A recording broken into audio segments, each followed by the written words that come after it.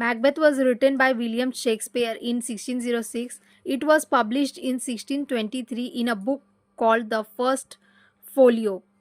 First Folio is the first collected volume of Shakespeare's plays. Shakespeare wrote it for King James I, a man obsessed with demonology. Demonology is the study of demons and witches. He was the king of Scotland and England at that time. The play opens on a wild, empty land. There is thunder and lightning, creating a dark and scary mood. Three witches, called the Weird Sisters, plan to meet Macbeth. They chant, "Fair is foul and foul is fair," meaning good will become evil and evil will appear good. This is a paradox. Paradox means a statement that sounds impossible but is true. It means that in these stories, heroes will become villains and beautiful things will become ugly. They plan to meet Macbeth. Here theme introduced appearance versus reality. The witches vanish into the fog and the scene quickly shifts to a bloody battlefield. A wounded soldier runs to King Duncan. He is covered in blood and says, "King, we were losing, but Macbeth saved us." Macbeth was extremely brave. He fought like a lion. He found the leader of the enemy army and cut him open from his stomach to his chin with his sword. He was the strongest and bravest soldier on the battlefield. The king is extremely pleased with the victory, so he rewards Macbeth with the title Thane of Cawdor. Thane of Cawdor means a high-ranking Scottish lord. The battle ends and the air becomes cold and foggy. Macbeth and his friend Banquo are walking home. Suddenly, out of the chilly mist, three witches appear. Witches means women with dark and scary magic. They do not greet them. Instead, they chant three prophecies. Prophecy mean prediction of the future. To Macbeth, they called him by three names. First, Thane of Glamis. This is his title right now. It proves the witches already know who he is. Second, the Thane of Cawdor. This is his new reward, but Macbeth does not yet know that the king has given him this title. Third, King. This is the biggest and most dangerous promise. The witches say he will one day rule Scotland. Macbeth is stunned, so shocked that his heart starts racing. He wonders, how do these strange women know my future? The witches then turn to Banquo. They give him a paradox, meaning a confusing but meaningful statement. They say he will be lesser than Macbeth but greater. This means Banquo himself will not be king, but his children will rule Scotland. Then the witches vanish into the air. Macbeth and Banquo are standing in the fog, wondering if they are crazy. Suddenly, two messengers from King Duncan arrive. They bring amazing news. They tell Macbeth the king is so happy with the victory that he has taken the title from the traitor and given it to you. So you are now the Thane of Cawdor.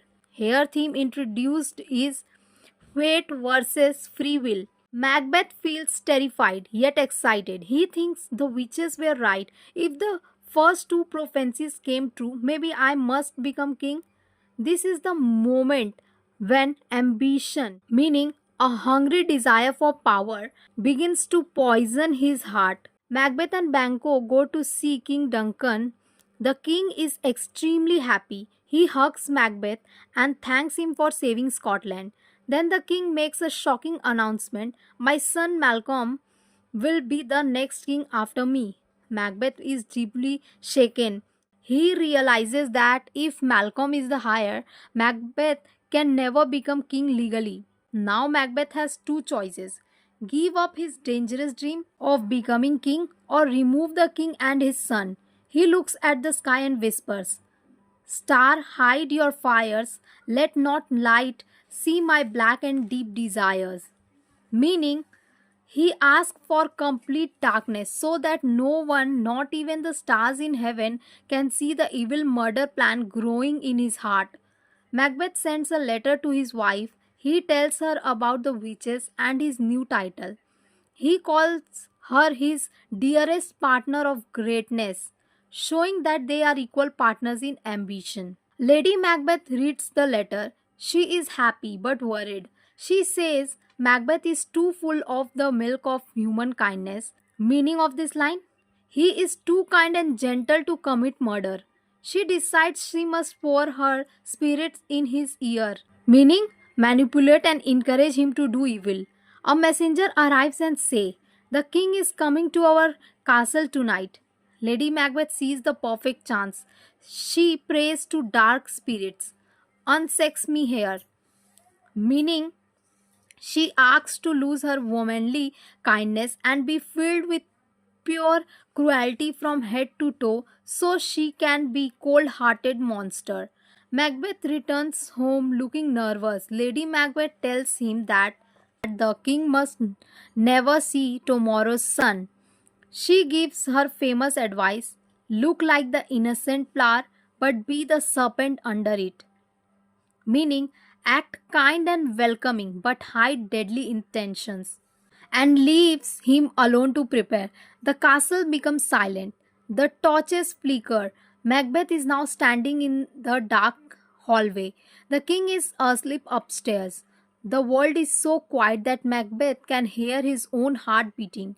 He is waiting for Lady Macbeth to ring a bell, the signal that the guards are passed out from wine. Suddenly, right in front of his eyes, he sees a dagger, meaning a sharp knife. The handle is pointing towards his hand. He tries to grab it, but his hand goes right through it. He realizes it is a vision. Vision means an illusion created by his guilty mind. As he watches, the ghost knife starts to change. Bloody spots appear on the blade. The dagger then starts moving, leading him forward the king's door. It is like a silent guide leading him to do the murder. Suddenly, a ting sound through the silence. It is the bell. Macbeth realizes the time for taking it over. He whispers, "I go and it is done." The bell invites me. He steps into the king's room, disappearing into the darkness to change the history of Scotland forever. After some time, Macbeth walks out of the king's room, trembling. His hands are drenched in blood. He is staring at them in horror, whispering, "This is a sorry sight." He is so traumatized that he says he hears a voice cry, "Macbeth has murdered sleep." Meaning of the line "Macbeth has murdered sleep" is he will never sleep peacefully again.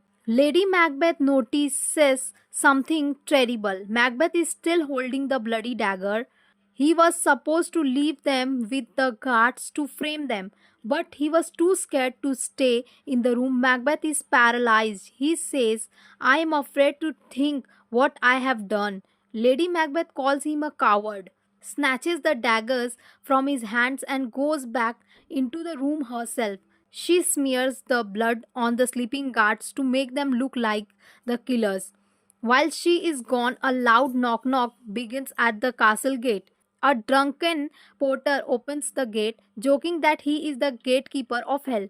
This scene gives comic relief after the murder, but symbolically suggests that Macbeth's castle has become hell itself. Macbeth panics. He looks at his hands and says, "Will all great Neptune's ocean wash this blood clean from my hand?" The meaning of this line is, "I am so guilty that even the whole ocean cannot wash the blood off my hands." Here, blood means sin. Lady Macbeth comes back. Her hands are now bloody too. She tells Macbeth, "A little water clears us of this deed." She thinks washing her hands make the crime go away. The knocking gets louder and faster. They both run to the bedroom so it looked like they were sleeping the whole time. Macbeth has to act like he is surprised when the gate finally opens. Macduff, a loyal lord, enters the castle. He has come to wake up King Duncan for a morning meeting. Macbeth meets him in the hallway, acting very calm and polite. The perfect innocent flower, Macduff, walks into the king's room. A second later, he runs out screaming, "Horror, horror, horror." He tells everyone that the king has been murdered. He shouts, "Awake, awake," and orders the alarm bells to be rung.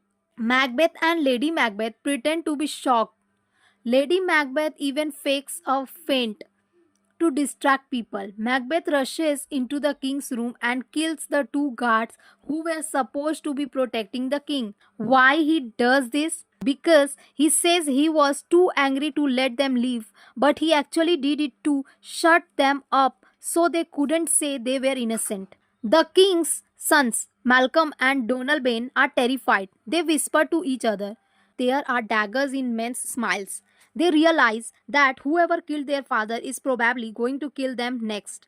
Malcolm runs to England and Donalbain runs to Ireland.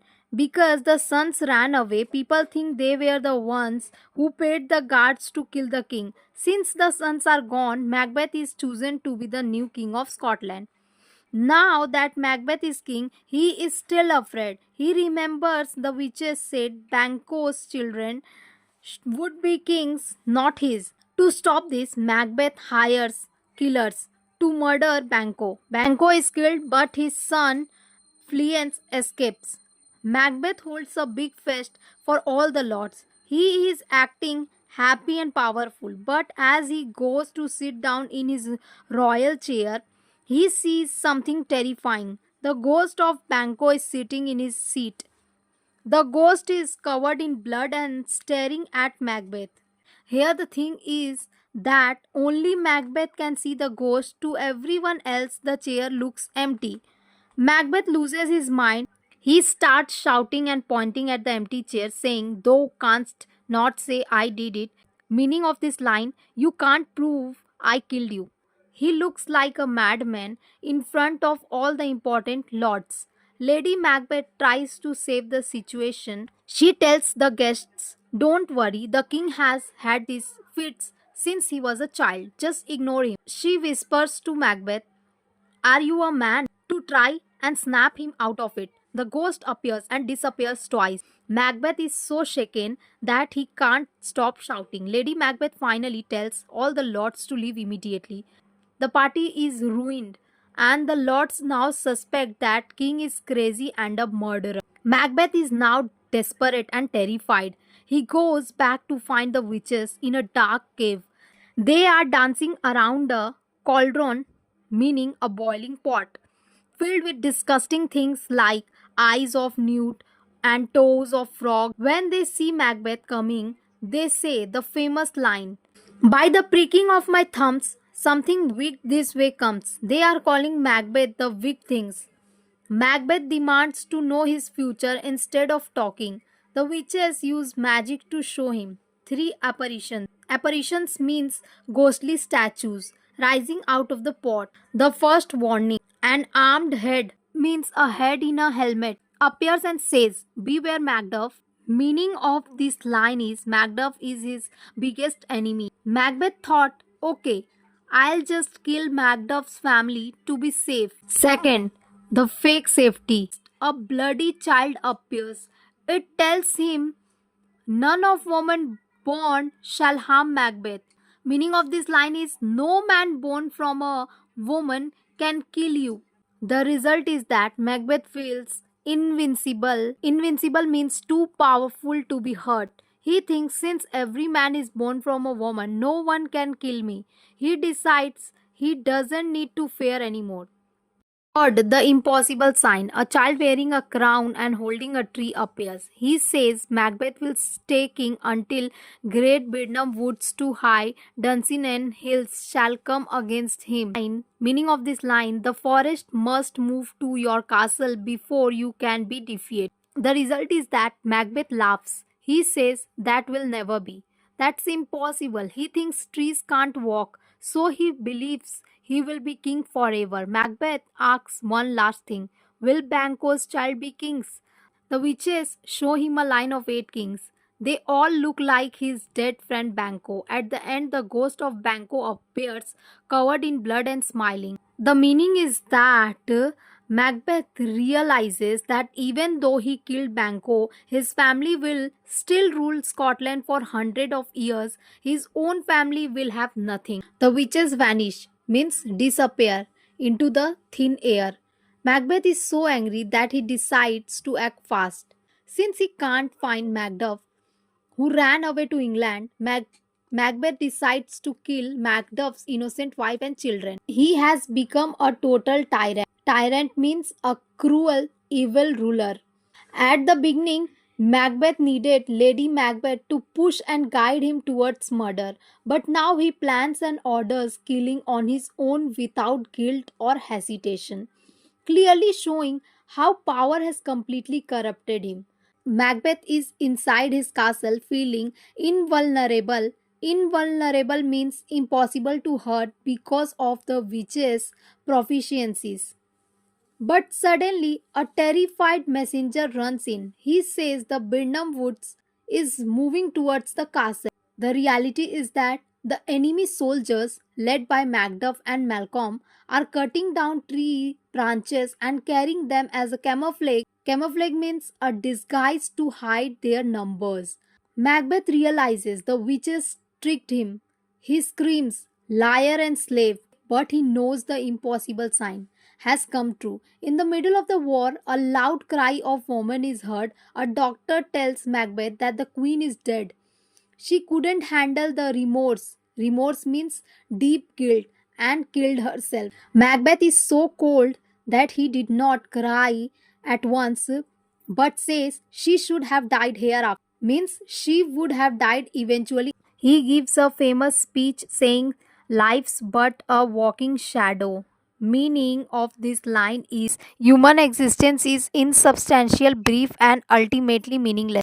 Macbeth said this when he lost everything. Macbeth runs into the battlefield. He meets Macduff. Macbeth laughs and says, you can't kill me. No man born of a woman can hurt me. The twist is that Macduff reveals a terrifying secret. Macduff was from his mother's womb, untimely reaped. Meaning of this line, I wasn't born naturally. I was born through a medical surgery called C section. Macbeth's heart sinks. He realizes the bloody child from the cave was actually Macduff. The witch's second promise is now broken. Even though he knows he will lose, Macbeth refuses to yield. Yield means surrender. He fights like a brave beast until the very end. Macduff kills him and cuts off his head, then walks out of the battlefield holding Macbeth's head and shouts to everyone, Hail King of Scotland! As he addresses Malcolm, the good son of the old King Duncan, who is now chosen to rule, promising to restore justice, reward the loyal, and bring peace back to Scotland after the fall of the tyrant. If you found this video helpful, please subscribe. Your support is the only motivation I need to keep creating videos.